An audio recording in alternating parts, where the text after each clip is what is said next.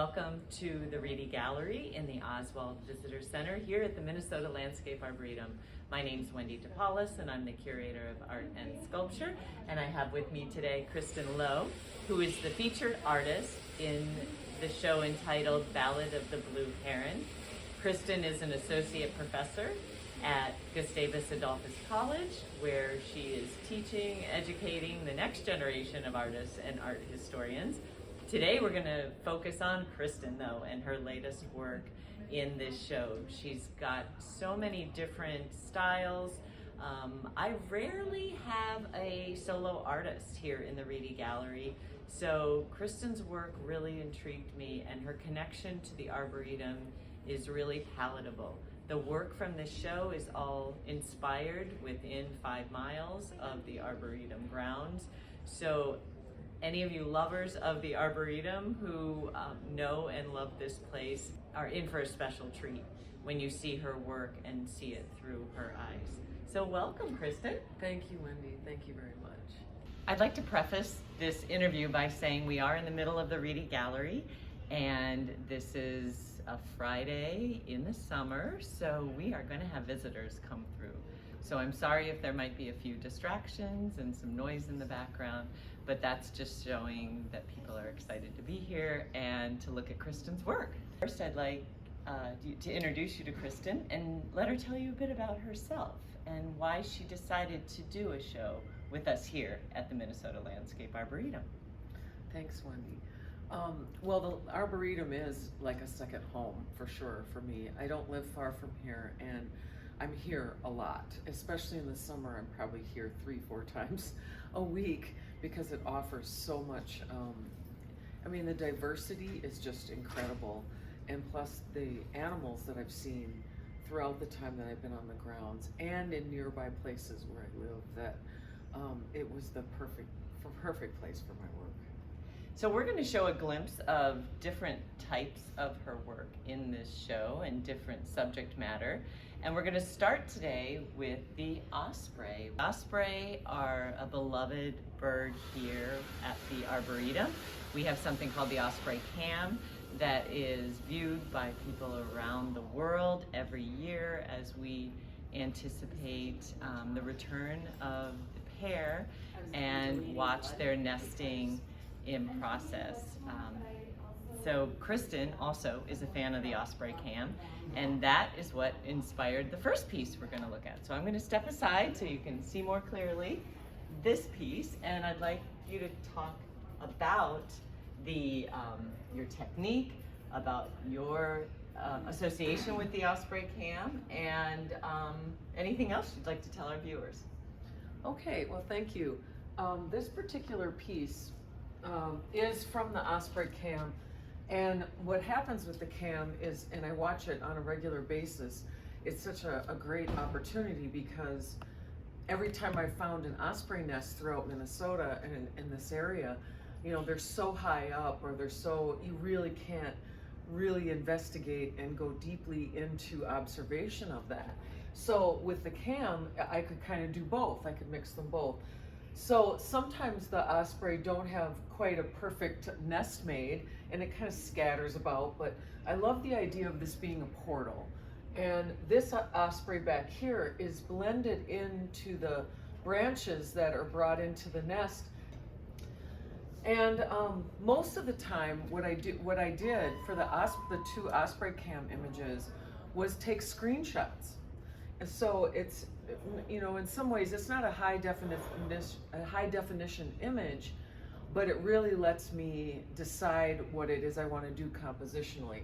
Now, however, this bird is one of the opportunities where I worked with a photographer who had been photographing osprey and got permission to also use that as a reference. But of course, these birds move very quickly, so references, either sketches or photographs, are really important.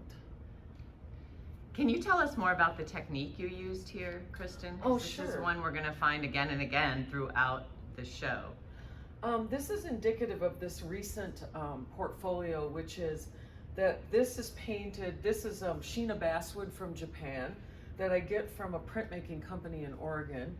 And it's a softer wood, and I'm able to carve sometimes people think this is stitching, but I'm able to carve the wood as if I were going to be doing a wood print, a woodblock print. But for me, when I saw the actual wood carving, I didn't want it to end in a print. I wanted it to stay in this semi-sculptural, relief state that I found when I carved. So what I do is I go in and carve a more abstraction of the image of the nest, which is creates a tension between something that is more hyper real and abstract. Thank you. It's really, really beautiful and unique, and we are calling these carved paintings because I really find that the sculptural, textural qualities of her carvings remind me so much of a sculptor's hand. So it's really this great combination. Obviously, the hands of a very talented artist who's worked in a lot of mediums throughout her life. So let's move. Kristen is very well known for her charcoal work, and we have an example of that here. Can you tell us a bit more about this piece, which also features ospreys? Yes. This is a charcoal drawing, and I think the most abstracted part of it would be this water, which is water, but it's like a stand-in for water, really for like a solid anchoring shape, because the osprey, when they dive, are going in and coming out. So it's this moment in which they're lifting up. Now, someone could say this osprey is becoming this osprey, and you can see the fish right in here. But I believe this image is more of this osprey and this osprey were swimming and flying together, and this one caught the fish. But what I have done here was another exploration with charcoal powder in order to get the feeling of the water, and I'm especially happy with the area right in here where the fish and the water come out of a kind of abstraction. So I'm always saying to students that there is no abstraction not in realism, and there's no realism not in abstraction. I think they really are married quite nicely, no matter what. Mostly because of space. So now we have a totally different technique, and I feel like this piece is so different from the rest of the ones. She's got two pieces she calls her nocturnes here in the show. We're going to be showing you this one today. Kristen can talk about the technique, but I can speak to the feeling and the spirit you get when you look at this piece in person, and I really encourage you to come in and look at all of these pieces in person. Something when she does these pieces, it seems to emanate from underneath the canvas. There's some sort of light or power or spirit that seems to come through on these pieces for me. So I can talk about that, what I witnessed, but Kristen, if you'd like to say more about that, as well as the process on your nocturnes, that'd be lovely. Well, this is similar in that the wood, the Sheena wood, it's also basswood, but I'm not doing any carving. And so the first layer is this color, which I connect to a color that is like the moment that the sun is rising or the sun is setting. So the title of this piece is On the Other Side of Friday. So that's really early Saturday morning in my mind. And the idea, I canoe and kayak, and I'm in the water a lot here at a lake nearby. And it just that purpley bluish light, the blue light that happens at a certain time in the early morning. And the mist coming off the water is something that I've seen so many times that I've decided I really wanted to focus on that. And these two people with their dog in a canoe, it just was a very peaceful memory piece. All right, Kristen, we are here with this piece entitled Battle at the River Bottom. And I get a lot of people that come into the gallery and say, this artist must really love blue. But what I think you need to notice is it's not all the same blue. We had a really vibrant blue at the beginning that we showed you, got a little more dreamy and muted with her nocturne. And now we've got a very different color blue, and these are all intentional, I'm sure, by Kristen, and she'll explain to us about that, as well as some other really interesting qualities about this piece. The blue definitely was influenced from a period of time I spent in Italy where the blue was so intense. I mean, so many years, most of my life, the work has been more monochromatic. I have a real deep passion for charcoal. So, but the blue struck me so much, and this is English Channel blue, and then there's more nighttime blues and a brighter blue. And there's something about it that I can't shake, and I don't know why, and I just want it there, and it just pulls everything together for me. This piece again is also on the basswood, and this was earlier in the portfolio and I definitely always want to try to bring through the grain of the wood that comes through and the abstraction of the space around and how. So the actual definition of abstraction is to pull away from, and I think about that when I'm carving as sort of this pulling away from, and when we walk into nature, it's just so grand and big and abstract that that abstraction makes a lot of sense for me. And then trying to find like a different kind of mark, almost like a drawing mark, that changes throughout according to what I sense in that energy. It's really more the energy of the space. And again, you need to come to the gallery to see this, but a lot of times people will walk through and think they see one kind of carving mark. But when you're looking at a piece like this, the leaves are actually moving with the wind. She's carved so that there's a movement and an energy to those carving marks up here. Whereas it's much more static if you're looking at the bark of a tree. So you can tell she's doing this from observation. She's out there really at the Arboretum, looking at these trees and connecting with them, and then bringing back what serves her and putting that onto the quote canvas or wood. Although there aren't two fighting bucks at the Arboretum.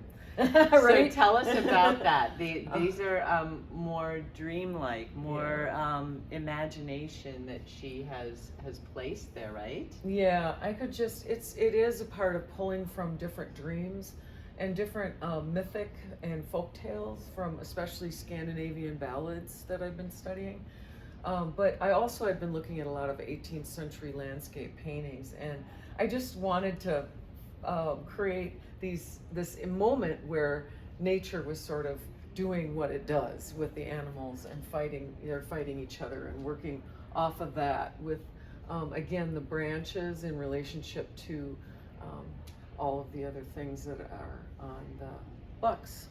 And I think the way you've linked the animals, you can see a deer over here, and then linked it to these two, and almost creating a river channel of sorts drifting through the forest. But then I come down here and I'm seeing almost another river to me. It's really interesting that it's one of those pieces that the more you look at, the more you see, which is another reason you need to come and see these in person. So Kristen, on a neighboring wall, we have this diptych, also in that beautiful channel blue, but a very different kind of feel to this, different subject matter.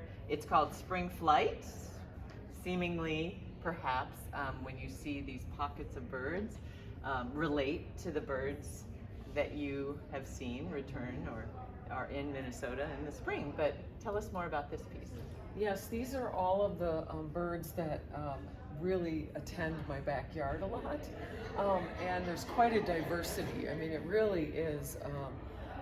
I can't even name them all. There's so many different birds that come in to my backyard, and I was on location doing this, and everything, you know, when you're working from the landscape, a lot of it is vertical, and you know, how does gravity affect that?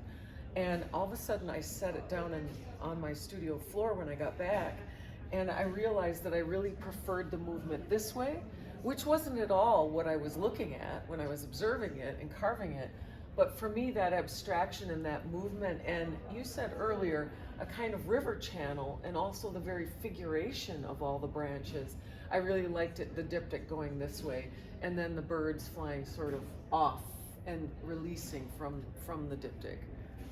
And to me, you have this, there's this combination of both her nesting idea that we've looked at before, the tangled, intertwined limbs or things, but there's also a root nature to this. There's something really grounding to me about this, with almost a horizon line and then what's happening underground being as important as what might be happening up in the air, but the birds flying within it all. So it's a very energetic piece because of that.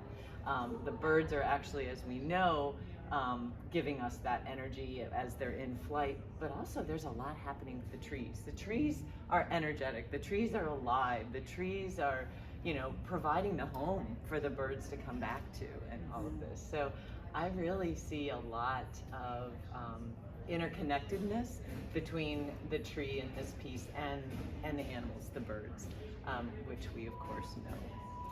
You know, and one thing that came up earlier were about the different marks in the previous piece we were looking at.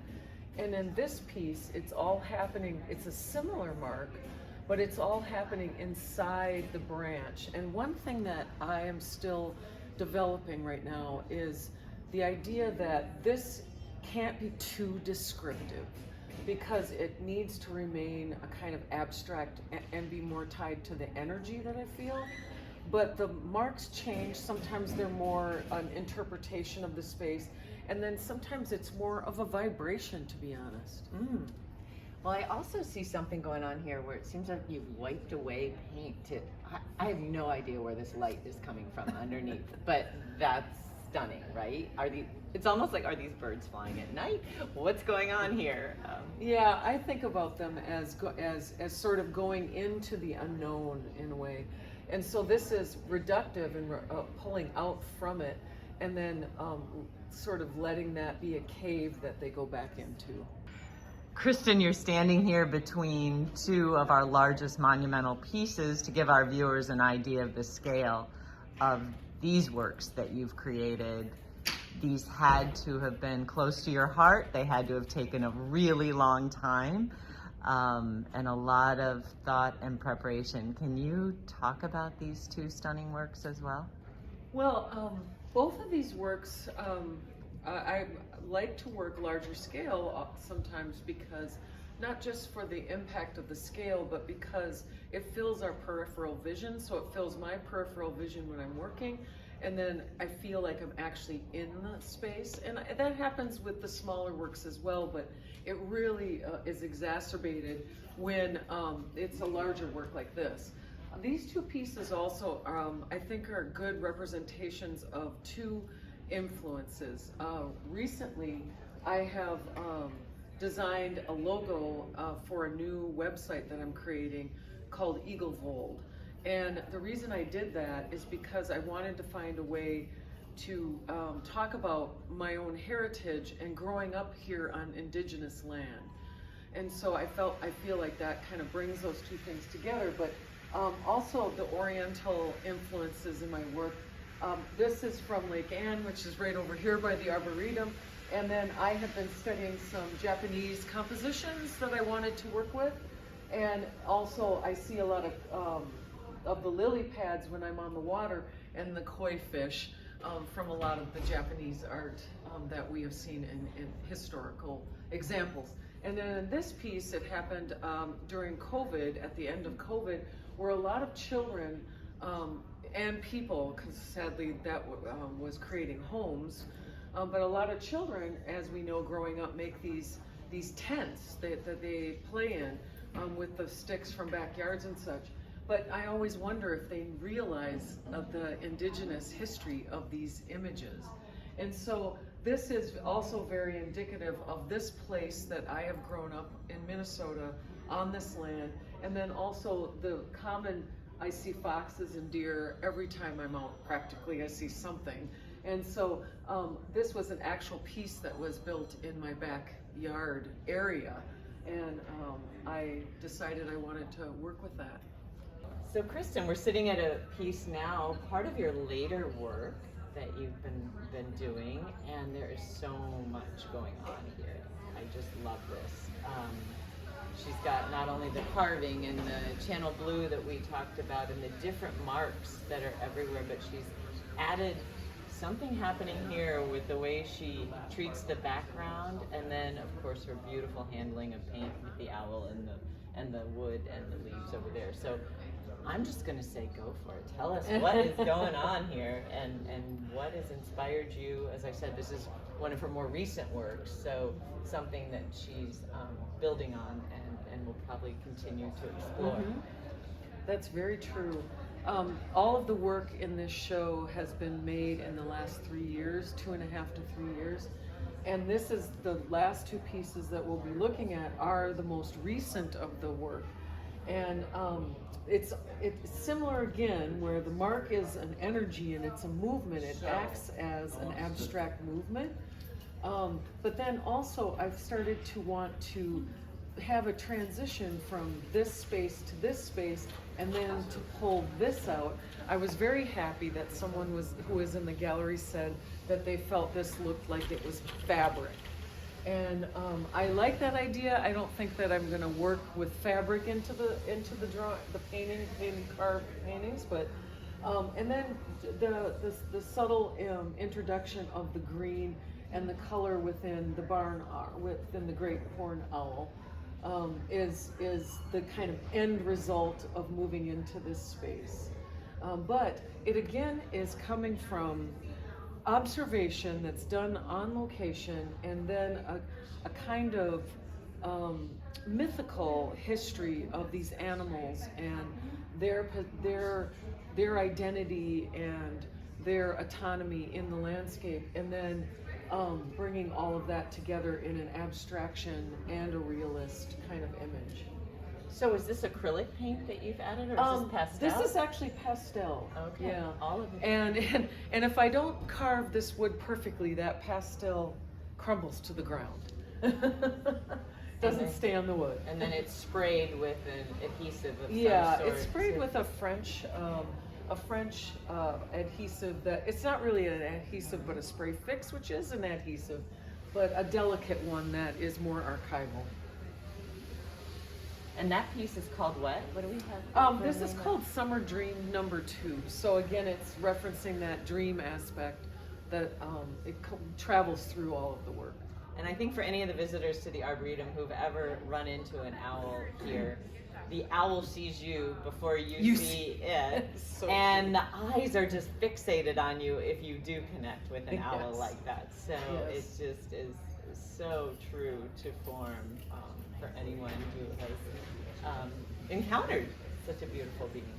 And it really is a difficult challenge with the stereotypes that come from owls looking at you, how to make a piece that captures that real experience and yet interprets it artistically. Here we are, Kristen, at the final stop of today's tour, and we are ending with the signature piece entitled Ballad of the Blue Heron. And this piece struck me before I even saw it in person. The herons are such majestic creatures, but your handling of this is something I've never seen before. So please tell us everything from that beautiful moon in the upper left corner, or sun, you can tell us which it is, as well as the water droplets falling off the heron's feet as they fly. Yes, this is again the probably most recent work, and I was just yesterday on my canoe, and there are 2 herons that nest on Lake Anne, which is near the Arboretum, and one of them flew down, which they often do. It's almost every time I'm there, the 2 come out. One goes one way and one goes another way. So I tried to videotape it so that I could possibly do screenshots, because I prefer to have my own images that I'm working with. And this one decided to do a long sort of fishing in the water lilies. But these 2 are really representative of those 2 herons that I see frequently. And the blue in those herons is a little more muted. I would say it's more around this color. It's kind of a gray blue. Sometimes people have trouble telling the difference between gray herons and blue herons, but this is ramped up a little bit to enhance their majestic quality.